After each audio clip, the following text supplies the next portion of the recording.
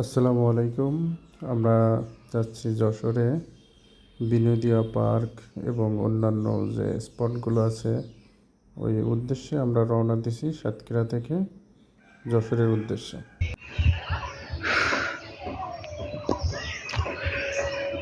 হাবিব বস একটু নিরিবিলি থাকার জন্য সে বটগাছের উপরে দেখেন কিভাবে বসে আছে, শান্তি আর শান্তি।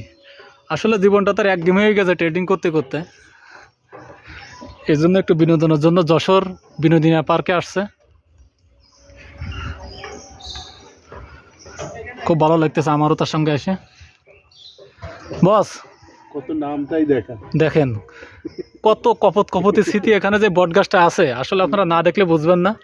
যদি কেউ কখনো সুযোগ পান এখানে আসেন, একটু স্মৃতি লাগাই দিয়ে যায়েন। সাদ্দামের নামও আছে। ভাই ওটা ওটা কথা, এস প্লাস পি ওইটা ওই যে এস প্লাস পি মানে এসতে সাদ্দাম পিতে বুঝে নেন। পরবর্তীতে আমরা আমাদের স্মৃতি হিসেবে নামটা লেখার উদ্দেশ্যে বটগাছে লিখে গেলাম যে অনেক স্মৃতি দেখলাম এখানে, সবার নাম আছে। তো আমাদের দুই ভাইয়েরও H+S দিলাম যাতে আমাদেরও একটা স্মৃতি থেকে যায়, সেই উদ্দেশ্যে আর কি, মজার উদ্দেশ্যে। ট্রেডিং জীবন সবসময় একঘেয়েমি থাকি পিসিতে, যে H+S, এইচতে হাবিব, এসতে সাদ্দাম থেকে গেল।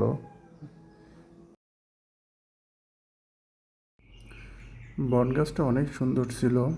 এরপরে আমরা ক্যাফে বিনোদিয়াতে গেলাম কিছু খাওয়ার উদ্দেশ্য করে। তো এটা অনেক সুন্দর ছিল, অনেক উপরে, আর্মি দ্বারাই পরিচালিত পুরো বিনোদিয়া পার্কটাই, এবং উপরে ছিল এবং গাছগাছালিতে ঘেরা ছিল, এই জন্য অনেক সুন্দর লাগতেছিল এবং গরমের ভিতরে একটু স্বস্তি পেলাম এখানে এসে। যেহেতু গাছগাছালি দিয়ে ঘেরা, মানে সুন্দরবন ফিলিং হচ্ছিল আর কি, আমাদের যে সুন্দরবনের ভিতরে আসছে এমন আর কি, যে পুরো গাছগাছালি দিয়ে পুরো ক্যাফেটা ঘেরা এবং অনেক বড় বড় গাছ, এই জন্য দেখতেও খুব সুন্দর লাগছিল।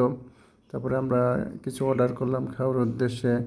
এরপরে সাদ্দামকে কিছু ট্রেডিংয়ের সবক দিলাম, ওইগুলো আর কি দেখতেছিল যে কীভাবে আমরা মার্কেটে অ্যানালাইসিস করতে পারি এবং মার্কেটে সহজ করার উদ্দেশ্যে কিছু ওরে টিপস দিলাম।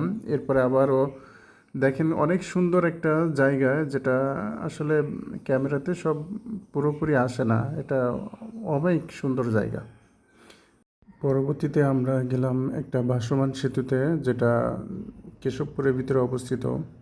অনেক পথ আবার ব্যাকে এসলাম যশোর থেকে কেশবপুরে আসার পরে, এটাও যাইতে অনেক সময় লাগছে আমাদের, অনেক ভিতরে। এবং এই ভাসমান সেতুটা অনেক বড় এবং সৌন্দর্যটা অনেক সুন্দর, মানে চারিপাশে নদী এবং মানে অনেক বড় নদীর উপরে একটা ভাসমান সেতু, এখান থেকে যাওয়া যাচ্ছে, মানে এপার থেকে ওই পারে আরও বেশি সৌন্দর্য ছিল। কিন্তু আমরা সময়ের অভাবে আর কি অত দূর যাইনি, এই কিছুটা এখান থেকে মিডিল পয়েন্টে যে ভিডিও করে আবার ব্যাকে আসছি, যেহেতু তখন প্রায় 6টা বেজে গেছিলো। তো এখানে এসে খুব ভালো লাগছিল, যেটা আমরা দুইজনই বলাবলি করছিলাম যে হয়তো এখানেই প্রথমে আসলে ভালো হতো আর কি, এত সুন্দর একটা পরিবেশ ছিল এখানে। তো সব মিলে আলহামদুলিল্লাহ।